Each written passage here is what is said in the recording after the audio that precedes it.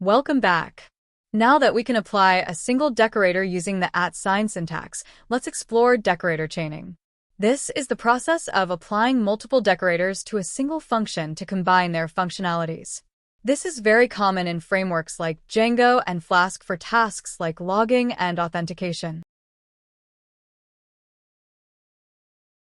1. Defining multiple decorators.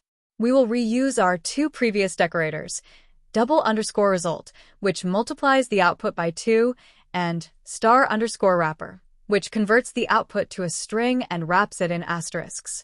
Notice that *_wrapper now uses str to handle the numerical output from the first decorator. 2. Applying the decorators. To apply multiple decorators, you simply stack the @ syntax lines one after the other, directly above the function definition. Here, we apply *_wrapper on top of double_result, which decorates the calculate function. 3. The execution order.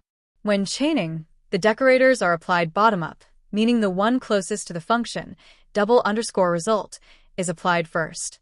This result is then passed to the next decorator up, *_wrapper.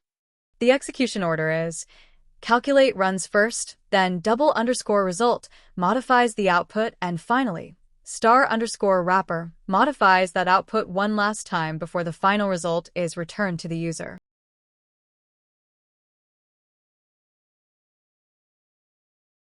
To summarize, decorator chaining allows for modular function enhancement.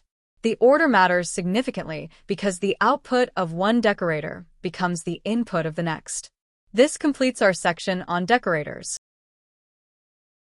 Okay, our next lecture 13.13. Generators. See you there.